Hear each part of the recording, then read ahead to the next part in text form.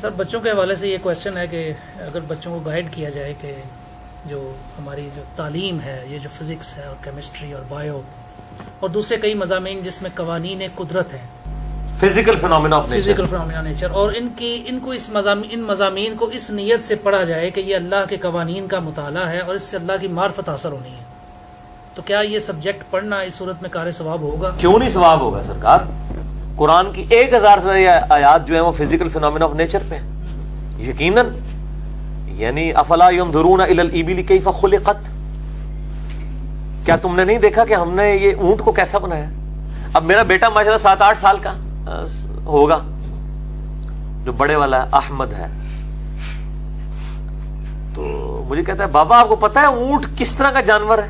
اونٹ جیسا کوئی جانور نہیں ہے. میں نے کہا اچھا. اس کے دیکھیں پاؤں ایسے اللہ نے بنائے ہیں کہ یہ ریگستان پہ چلتا ہے اور پانی بھی سٹور کر لیتا ہے، یہ 1 مہینے تک بغیر پانی پیے بھی زندہ رہتا ہے. تو وہ یعنی پہلے وہ اپنے چھوٹے بھائی کو سمجھا رہا تھا، سعد کو، اور میں اس کی گفتگو سن رہا تھا، اور پھر اس نے مجھے سمجھایا کہ جی اونٹ جو ہے وہ، میں بھی پھر سنتا رہا کہ ہاں جی اونٹ میں واقعی ایسی کوالٹی ہے. قرآن نے بھی یہ کہا ہے افلا ينظرون الى الابل كيف خلقت. اور عرب کے لوگوں کے لیے اونٹ کی مثال بہت بڑی تھی. واقعی اونٹ بہت غیر معمولی جانور ہے، پانی سٹور کر لیتا ہے اپنے اندر، ورنہ ریگستان میں اتنا لمبا سفر کرنا، جب آپ کو پانی بھی کئی دنوں کے بعد آئے، باقی جانور تو راستے میں مر جائیں، خود بھی مرے اور تانوں بھی مار دیں، تو اونٹ آپ کو لے کے چلتا ہے. سیدنا خالد بن ولید جب یرموک کے لیے جا رہے تھے تو لمبے والا راستہ 15 دن کا تھا، چھوٹے والا 5 دن کا تھا، لیکن اس میں پانی کوئی نہیں تھا. تو پھر بندے نے مشورہ کیا جی آپ اونٹ رکھیں، اور اونٹ زیادہ سے رکھیں، اونٹ جو ہے وہ پانی ظاہر سٹور کر لیتے ہیں، ہم اونٹوں کو ذبح کریں گے اور اونٹوں کے اندر سے جو پانی نکلے گا وہ اونٹوں کو پلائیں گے، اور جو اونٹوں کی پشت پہ لادا ہوا ہوگا وہ ہم استعمال کریں گے. عمر سیریز کے اندر وہ فلمایا گیا، اور اس طریقے سے وہ جناب وہاں پہ پہنچ گئے. ورنہ تو مطلب مسلمانوں کے لیے وہ تو جو کیسر روم ہے وہ پریشان ہو گیا کہ یہ کہاں سے آ گئے. تو وہ اس طرح کے مطلب تو بالکل فزکس کی ہے. باقی تعلیمات جو ہیں وہ ضرور قرآن چونکہ اس سے ڈیل کرتا ہے نا فزیکل فینومینا آف نیچر کو. اسی کو کہا گیا فَبِأَيِّ آلَاءِ رَبِّكُمَا تُكَذِّبَانِ، التذکیر بِآلاء اللہ. تم اپنے رب کی ان قدرت کی بڑی بڑی نشانیاں کو کیسے جھٹلاؤ گے؟ یہ نعمتوں والا ترجمہ تو مطلب صحیح مودودی صاحب نے صحیح ترجمہ کیا ہے، کیونکہ وہ دوزخ کی آیات کے بعد بھی فَبِأَيِّ آلَاء آتا ہے. تم اپنی رب کی قدرت کی ان بڑی بڑی کون سی بڑی بڑی جو نشانیاں جو ہیں ان میں، ان کو کیسے جھٹلا سکتے ہو؟ اے جن و انس کے گروہ، کس کس نشانی کو جھٹلاؤ گے؟ سر اسی طرح کچھ باتیں ہمارے جسم سے متعلقہ ہیں جو کہ اندر کا تو اندر تو ظاہر ہمیں نظر نہیں آ رہا، لیکن کچھ چیزیں جو بہت کامن ہیں ان کے حوالے سے بھی بچوں کو اگر اس گائیڈ کیا جائے کہ یہ چیزیں اگر ہمارے اتنی معمولی چیزیں اگر اللہ تعالیٰ گائیڈ کرنا چاہیے، لیکن اس میں یہ دیکھیں کہ جو ایز فار ایز یعنی جو تعلیم ہے سیکس کی، جی اس کو تو بس اسی ایج میں ہی جا کے ایجوکیٹ کیا جائے، اس کے علاوہ جو چیزیں وہ ایجوکیٹ کی جائے. جیسے سر ناک کا فلٹر ہے، یہ بھی ایک ناک میں جو مواد بنتا ہے، اور پھر کان کا جو چیز ہے، اور پھر جو جسم سے فضلات خارج ہوتے ہیں، یہ ایک اللہ تعالیٰ کی بہت بڑی ایک نعمت ہے یہ چیز. تو اس حوالے سے اگر بات کی جائے تو بچوں کو کانسیپٹ جو ہے وہ اللہ تعالیٰ کی یہی تذکیر بآلاء اللہ نا، اسی کے ذریعے اللہ نے قرآن میں انہی چیز کو نشانی بنایا. اللہ تعالیٰ کہتا ہے اپنی جان میں غور کرو، سورہ ذاریات کے اندر زمین و آسمان میں غور کرو. اور میں نے اس پہ لیکچر بھی دیا ہے ہو از اللہ، اللہ کون ہے، مسئلہ نمبر 60. اور ایک اور لیکچر ہے مسئلہ 83B ہو کریٹڈ گاڈ، ٹھیک ہے. اور 83C ہے ایگزسٹنس آف گاڈ. تو ظاہر خدا ہی اس کائنات کی سب سے بڑی حقیقت ہے. God is the only explanation of all the physical phenomena in this universe. بلکہ خدا ہی کا ذکر ہونا چاہیے، کسی کا ذکر خدا کی نسبت کے بغیر ہونا ہی نہیں چاہیے، چاہے آپ اپنا بھی ذکر کر رہے ہیں. ٹھیک ہے. میں تو اپنے بھائیوں کو اکثر کہتا ہوں کہ میں جب ٹوائلٹ میں جاتا ہوں نا، میں حیران ہو جاتا ہوں کہ یہ اللہ تعالیٰ نے کیسا معاملہ کیا ہے. یہ تو جن لوگوں کے گردے پھیر ہو چکے ہیں ان سے پوچھیں کہ یعنی ایک ڈائلسس کی قیمت 5 سے 6 ہزار روپے، اور آپ کے گردے 25 ڈائلسس روزانہ کرتے ہیں. یہ 25 ڈائلسس آپ کو مارکیٹ سے کروانے پڑ جائیں، 1.25 لاکھ روپے کا کام ہے. اور جو تکلیف ہے وہ لگتا ہے 4-4 گھنٹے کے لیے جا کے مشین کے اوپر چڑھنا اور پیسے لادہ سے دینا، اور آپ بے فکری کے ساتھ یہ کام کر رہے ہیں. اس طرح دل روزانہ جو ہے وہ 1 لاکھ دفعہ دھڑکتا ہے، آنکھیں 12,000 دفعہ جھپکتی ہیں، پھیپڑے 23,000 دفعہ سانس اندر کرتے ہیں، 1 دفعہ باہر کرتے ہیں. یہ ساری کیلکولیشن آپ کریں تو بندہ پریشان ہو جاتا ہے. تو ہر چیز کے پیچھے خدا ہے. تو اسی لیے وہ ظاہر بھی ہے اور باطن بھی ہے. ظاہر اتنا ہے کہ خدا سے زیادہ ظاہر کوئی چیز نہیں ہے, اور باطن اتنا ہے کہ اس سے زیادہ کوئی پوشیدہ چیز نہیں ہے. اپنی قدرتوں سے تو ظاہر ہے نا جی. درخت کو دیکھیں تو آپ خدا ظاہر ہے, کسی دنیا کی کسی چیز کو بھی دیکھیں. میں تو اب جب جانوروں کو دیکھیں, نیشنل جغرافی پہ آپ جانوروں کو دیکھیں تو مجھے تو لگ رہا تھا گویا میں خدا کو دیکھ رہا ہوں, اس کی قدرتوں کے ذریعے پہچان رہا ہوں. ٹھیک ہے, یہ قدرتی ہیں کس طریقے سے یعنی کمپیٹیبلٹی کر دی ہوئی ہے, کس طریقے سے یعنی فوڈ سائیکل, ایک فوڈ سرکل بنایا ہوا ہے. یعنی شیروں کے لیے علیحدہ خوراک ہے, زیبروں کی, بھینسوں کی, ان کے لیے گھاس اگا دی ہوئی ہے.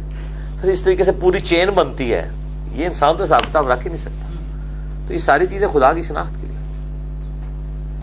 انسان کے پاس اللہ تعالی کی دی ہوئی نعمتوں میں سے سب سے بڑی نعمت, سب سے بڑی نعمت, سب سے بڑی نعمت انسان کی عقل ہے, انٹلیکٹ.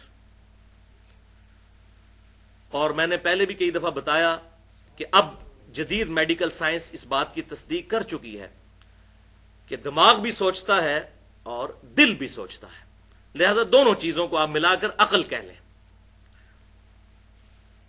حتیٰ کہ سب سے بڑا حق یعنی اللہ اور اس کے رسولوں پر ایمان لانا عز وجل و علیہم الصلاۃ والسلام, یہ بھی اسی عقل کی بدولت ممکن ہے.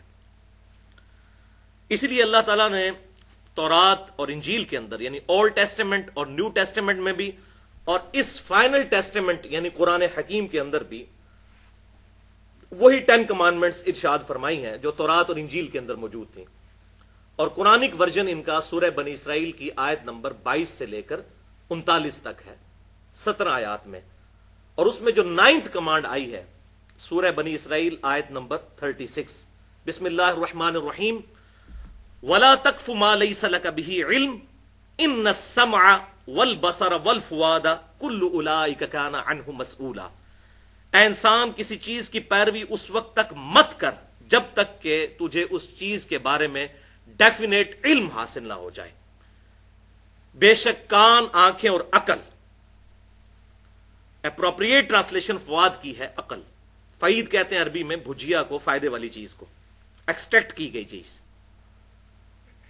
ان 3 اعضاء کے بارے میں تجھ سے پوچھا جائے گا کہ تو نے ان 3 اعضاء کو استعمال کر کے حق بات حاصل کرنے کی کوشش کیوں نہیں کی.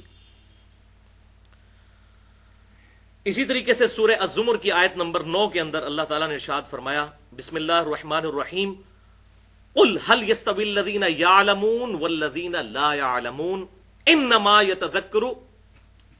يتذكر اولو الالباب.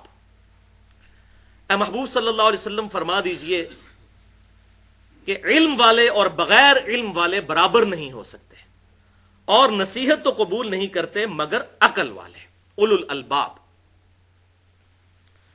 اور اس کے برعکس جو لوگ اپنی عقل کو استعمال نہیں کرتے, اپنے کانوں کو استعمال نہیں کرتے, اپنی آنکھوں کو استعمال نہیں کرتے, اللہ تعالیٰ نے ان کے ایک ایک عضو کا ذکر کر کے آخر میں گاڑا فتویٰ لگایا ہے.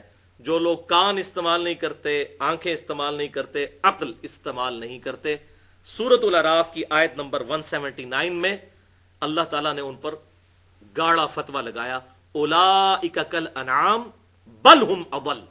یہ لوگ تو جانوروں کی مانند ہیں مگر بلکہ اس سے بھی بڑھ کر, اولئک کالانعام بل ہم اضل, یہ لوگ جانوروں کی مانند ہیں بلکہ اس سے بھی بڑھ کر, والعیاذ باللہ. تو بھائیو, قرآن حکیم نے توہمات کو ریجیکٹ کر کے ڈیفینیٹ علم کے اوپر عقائد اور نظریات رکھنے کی ترغیب دلائی. حتیٰ کہ اس کا کلائمیکس ہے سورۃ الملک کی آیت نمبر 10, وَقَالُوا لَوْ كُنَّا نَسْمَعُ أَوْ نَعْقِلُ مَا كُنَّا فِي أَصْحَابِ السَّعِيرِ. دوزخی جب دوزخ میں پہنچیں گے تو کہیں گے کاش ہم نے دنیا میں عقل استعمال کی ہوتی اور کانوں سے بات غور سے سن لی ہوتی تو آج ہم دوزخ میں نہ ہوتے. اور اس پر اللہ تعالیٰ کا ڈیوائن اوپینین آئے گا, فَاعْتَرَفُوا بِذَنبِهِمْ فَسُحْقًا لِأَصْحَابِ السَّعِيرِ. انہوں نے اپنے اصلی جرم کا اعتراف کر لیا, پس پھٹکار ہو ان اصحاب السعیر کے اوپر, دوزخ والوں کے اوپر. اب جرم ماننے کا فائدہ کوئی نہیں. اور بھائیوں، رسولوں کا مقدمہ ہی اسی بات پر قائم ہے کہ انسان نے اپنی عقل کو، اپنے کانوں کو، اپنی آنکھوں کو استعمال کر کے خود گمراہی سے بچ کر حق کا راستہ اختیار کرنا ہے. سورہ الدہر میں اللہ تعالیٰ نے ارشاد فرمایا انا ہدیناہ السبیل اما شاکرا و اما کفورا. ہم نے تو ہدایت کا راستہ واضح کر دیا ہے، چاہو تو اسے اختیار کر لو، چاہو تو انکار کر دو. یہ من چلے کا سودا ہے، لیکن انجام پھر مختلف ہوگا.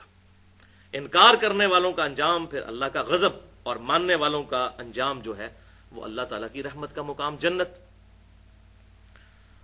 تو اللہ تعالیٰ نے انسان کو یہ جو آزاد دیے، ان کی وجہ سے اکاؤنٹیبل ٹھہرا لیا ہے کہ انسان نے خود ہدایت کا راستہ اختیار کرنا ہے، نہ کہ ڈیسٹنی کا بہانہ بنانا ہے کہ میری تقدیر میں یہ لکھا تھا، میری قسمت میں یہ لکھا تھا. اگر اس طرح کی یہ تمام معاملات جو اللہ تعالیٰ نے حکمیہ ہمیں ارشاد فرمائے ہیں انہیں تقدیر پر چھوڑ دیا جائے، پھر تو رسولوں کا مقدمہ ہی ختم ہو جائے گا. رسولوں کا دنیا میں آنے کا مقصد ہی یہی ہے کہ ہمیں اس بات پہ جھنجھوڑیں کہ ہم اپنی عقل کو، اپنی آنکھوں کو، کانوں کو استعمال کریں. ادروائز اگر اللہ تعالیٰ نے زبردستی کسی کی ڈیسٹنی میں دوزخ یا جنت لکھی ہوئی ہے، پھر تو رسولوں کی ضرورت ہی کوئی نہیں، کتابوں کی بھی ضرورت کوئی نہیں ہے. تو ان کتابوں کا مقدمہ اور رسولوں کا مقدمہ اسی بات پر قائم ہے کہ ہم نے اپنا انٹلیکٹ استعمال کرنا ہے. علمی پوائنٹ نمبر 2، بھائیو، قرآن حکیم صرف 2 علوم کو مانتا ہے. ایک ریویلڈ نالج جو وحی کا علم ہے، اور دوسرا ایکوائرڈ نالج، سائنس کا علم، ڈیفینٹ سائنس کا علم جو مشاہدات اور تجربات کے بعد اسٹیبلش ہو جائے. ہائپوتھیسز یا تھیوریز کی بات نہیں. اور سائنس کی ہم ڈیفینیشن کیا کرتے ہیں؟ The knowledge obtained through observations and experiments is known as science. مشاہدات اور تجربات کے ذریعے حاصل کیا گیا علم سائنس کہلاتا ہے. تو قرآن صرف 2 علوم کو مانتا ہے، ریویلڈ نالج وحی کا علم یا ایکوائرڈ نالج سائنس کا علم. تیسرے کسی علم کو قرآن نہیں مانتا. اس میں میں نے تقریباً 35 منٹ کی گفتگو کی ہے، مسئلہ نمبر 39 کے نام سے اہل سنت پاک.com پر، علم وحی اور علم سائنس کی اہمیت اور ان کا دائرہ کار. آج محل نہیں کہ میں اس کی ڈیٹیل میں جاؤں، بس مختصراً یہ بات عرض کر دوں کہ بھائیو، ہم نے مشاہدات اور تجربات کے ذریعے یہ بات ڈیفینیٹلی علم کے ساتھ حاصل کی ہے کہ پیٹرول جو ہے یہ آگ کو بھڑکا دیتا ہے. اب یہ پیٹرول کی جو کوالٹی ہے یہ بالکل اسی طریقے سے ڈیفینیٹ ہے جس طرح کے کتاب و سنت کا علم ڈیفینیٹ ہے، کیونکہ یہ اللہ تبارک و تعالیٰ کا فزیکل فینومینا آف نیچر ہے. اللہ تعالیٰ اس کا پابند نہیں ہے، لیکن جو اللہ نے قوانین بنائے وہ تو بڑے محکم ہے. پوری سائنس کی بنیاد ہی ان محکم قوانین کے اوپر ہے. اگر یہ قوانین روزانہ ٹوٹنے شروع ہو جائیں تو کوئی بھی سائنٹیفک ڈسکوریز کی بنیاد کے اوپر ہم کوئی بھی چیز، کوئی مشین نہیں بنا سکتے. اگر فرکشن ختم ہو جائے تو ہماری گاڑیاں جو ہے روڈ پہ نہیں چل سکتی. تو یہ ڈیفینیٹ محکم لا ہے. آگ ایک ہی دفعہ ٹھنڈی ہوئی ہے ابراہیم علیہ السلام کے لیے، روزانہ تو نہیں ٹھنڈی ہوتی. اور سمندر بھی ایک دفعہ ہی پھٹا ہے موسیٰ علیہ السلام کے لیے، روزانہ تو پھٹتا ہی نہیں ہے، ورنہ تو یہ سارے کے سارے معاملات چل نہیں سکتے. تو یہ اللہ تعالیٰ کے بڑے مضبوط اور محکم قوانین ہیں، اور اتنے محکم قوانین ہیں کہ اللہ تبارک و تعالیٰ کے پیغمبر سیدنا ابراہیم علیہ السلام نے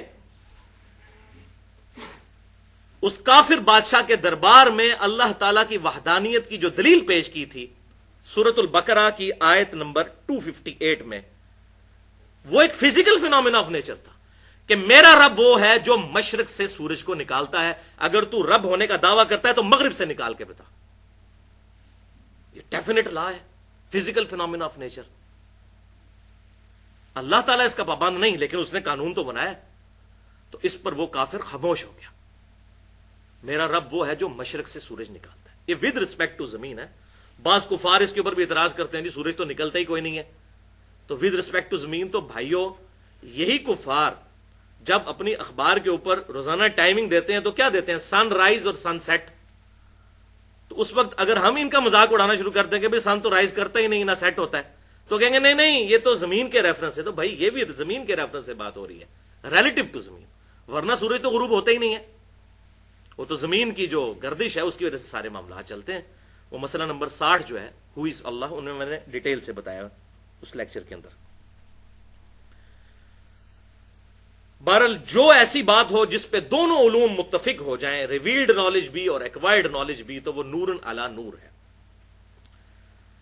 اس کے برعکس جو شے ریویلڈ نالج سے بھی ثابت نہ ہو اور ایکوائرڈ نالج سے بھی ثابت نہ ہو تو قرآن اس کو حق نہیں مانتا، اسلام اس کو حق نہیں مانتا. مثال کے طور پر ہمارے پڑوسی ملک کے اندر تقریباً 90 کروڑ ہندوؤں کا یہ عقیدہ ہے کہ زلزلہ اس لیے آتا ہے کہ ایک گائے ہے، اس نے ایک سینگ کے اوپر زمین کو اٹھا رکھا ہے، جب وہ تھک جاتی ہے تو دوسرے سینگ پہ اٹھاتی ہے، تو بس اسی کے ہلنے کی وجہ سے زلزلہ آتا ہے. اب اس کی دلیل نہ تو ریویلڈ نالج میں موجود ہے اور نہ ایکوائرڈ نالج میں. ہاں، ہمیں ایکوائرڈ نالج میں جیولوجی کی فیلڈ کے لوگ جیولوجسٹ بتاتے ہیں کہ ٹیکٹونک پلیٹس کے ڈسٹربنس کی وجہ سے زلزلے آتے ہیں. اچھا، اب ان پلیٹس کو ڈسٹرب کون کرتا ہے؟ اس کا جواب پھر سائنس نہیں دے گی، اس کا جواب ریویلڈ نالج سے ہوگا کہ ساری کی ساری چیزیں ایک supreme being, super natural agency یا سپریم اتھارٹی نے کنٹرول کی ہوئی ہے، ٹائنیسٹ ڈیٹیل تک. وہ تو بس فزیکل فینومینا آف نیچر کو صرف ڈسکور کرتے ہیں کہ ایسا ہوتا ہے اس وجہ سے. اچھا جی، مد و جزر آتا ہے سمندر میں کشش ثقل کی وجہ سے، گریویٹیشنل فورس آف مون کی وجہ سے سمندر میں موجیں اڑتی ہیں. اچھا، تو یہ فورس کہاں سے آئی، کیوں موجود ہے مادے کے اندر؟ اس کے اوپر پھر سائنس خاموش ہے.